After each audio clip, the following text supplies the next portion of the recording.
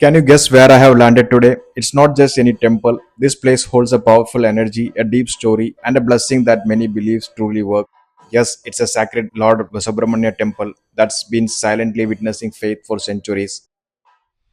So, hi guys, welcome back to the new video. So, today I'm at my hometown, Payyanur. Here, there is a very famous Subramanya Lord Murugan temple. So I thought, why not take you along to one of the most powerful Subramanya Swami temple in here in Payyanur. So this place is full of history and good vibes all around. So let me explore this temple together. This Subramanya Swami temple is not just any regular temple. It's got a really powerful and inspiring history. So let me tell you something amazing.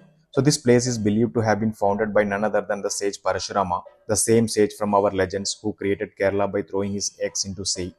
So this temple is said to be one of the oldest Subramanya temples in all of Kerala, and also it says that it's a Kerala's Palani temple. So stay connected in my vlog. I will explain the history and the temple surroundings and the puja performed here.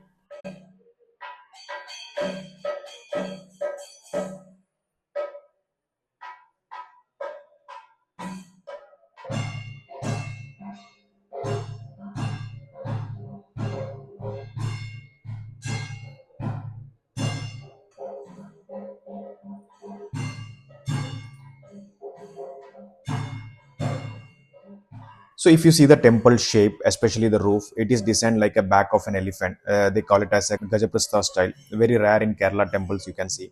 So the copper tile roof, the 12-foot high walls around the temples, all of it follows the ancient Kerala temple traditions. And inside that idol of Lord Subramanya, it's around the 6 feet tall. Just imagine the energy here. And apart from the main deity, the Subramanya, there are other deities also being worshipped here. So they are like Lord Ganapati, that is Lord Ganesha, Bhudatar, Kanya Bhagavati, and Sastav, that is Lord Ayyappan, and also the Parashurama worshipped here. So, as per temple history is concerned, around 1788 AD, this temple was attacked during the Tipu Sultan invasion. It was set on fire, and many part of the temples, including important idols and sacred items, were destroyed.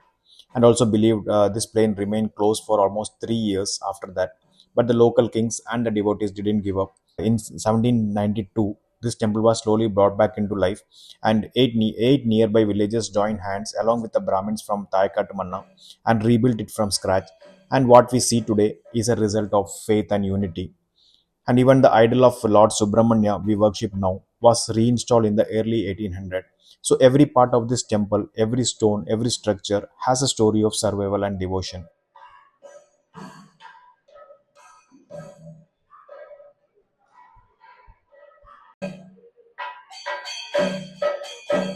So here's something really interesting. Have you noticed this Ilanji tree that never blossoms? You might be wondering why doesn't it flower? So well, it is believed that the temple's guardian spirit Bhudatar resides right beneath this tree. He is always watchful, aware of who visits, what they pray for, and even whether their intentions are good or bad. So according to the tradition, Bhudatar carries out the divine will of Sri Subramanya Swami. It is said that he is in a deep penance, tabas right here, to ensure that his meditation is not disturbed. The Elanji tree is believed to never bloom. So the idea is that if even a single flower falls on him, it could disturb his focus. So this ever quiet flowerless tree is seen as a symbol of pure devotion and unwavering discipline.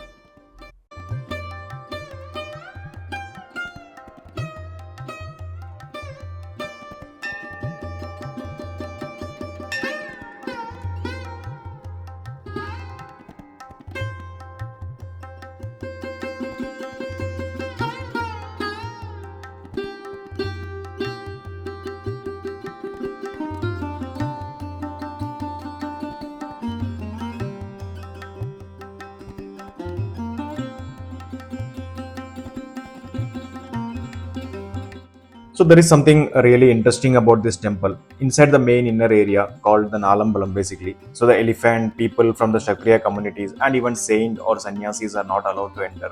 Now you might wonder why even saints are not allowed in.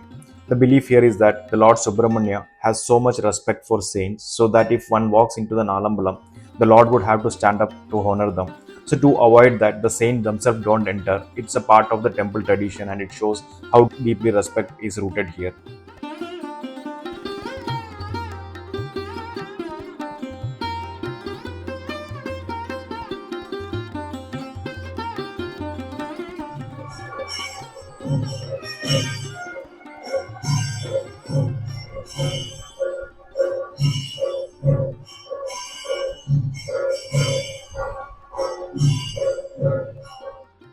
So here daily puja happens 5 times a day and you can feel very calm vibe, no noise, no rush, unlike other big temples. So you won't see elephants or fireworks here. Everything is done in a quiet, sacred way. So Shiveli Puja happens in 3 times a day, a part of daily pujas, and it is very special ritual procession that happens inside the temple.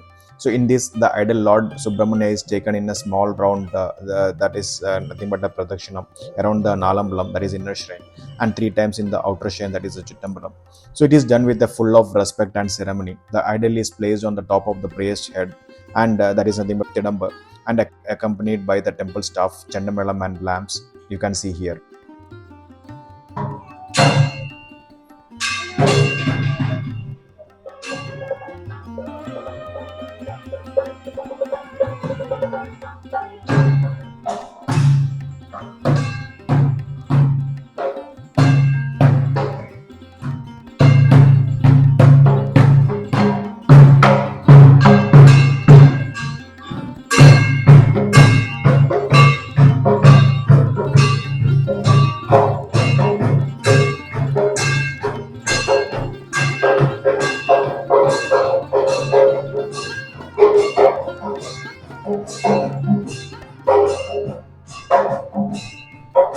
So this is a Shivali Puja happens in the morning in this temple.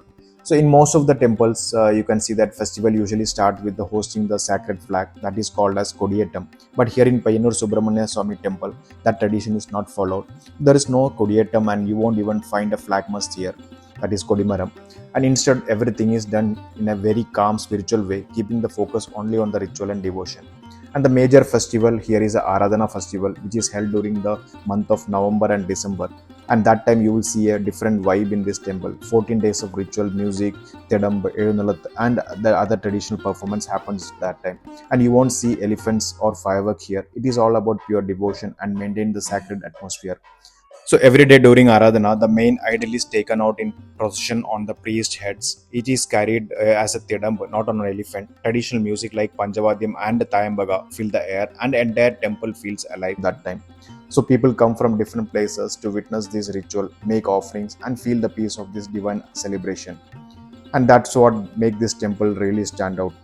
So if you are planning to visit the famous Subramanya Swami temple in Payyanur, it is super easy to reach. The temple is just 1 kilometer from Payyanur railway station. So you can walk or you can take a short auto ride if you are coming. And if you are coming by flight, the nearest airport is Kannur International Airport. From there, it takes around 2 hours by road to reach the temple. So darshan times are also convenient. Early morning, the temple open at 4 a.m. to till 12 noon, and then again evening 5 p.m. to 9 p.m. So one thing to keep in mind is the traditional dress code. Men are expected to wear a dhoti and should remove their shirt before entering the inner temple. And women can wear sari, salwars or churidar. It should be modest and respectful. So these traditions are a big part of temple spiritual vibe, and following them adds to a peaceful experience when you are here. So now let's head over to the temple pond. There's something really amazing to see there. Every time I visit my hometown, I make it a point to bring my kids here just for this surprise. So let me show you. Actually, this is the temple pond. You can see here. So here, the main surprise is you can see a big fishes inside. So I can show you some of the one. See this fish, pretty cool, right? My kids always enjoy feeding this fish whenever we are in Payyanur.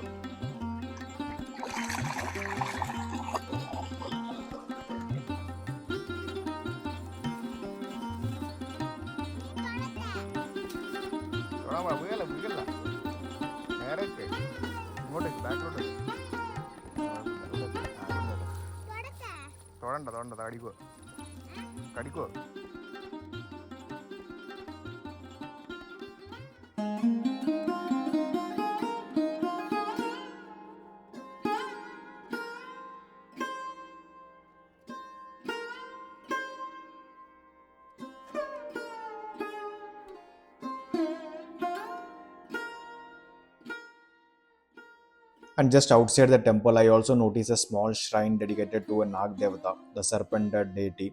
So in Kerala, especially near Subramanya temples, it's quite common to see Nagas worship as they believe to be bring protection, prosperity, and fertility.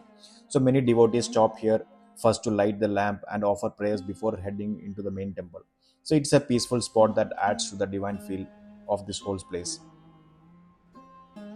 So did you know how the Payyanur got its name? It actually comes from Payyan. That's how the Lord Subramanya is lovingly called here. And Ur means village. So that means the Payyanur means the land of Lord Subramanya. And this town literally carries his name itself. That's why this Payyanur is famous for Subramanya Swami temple.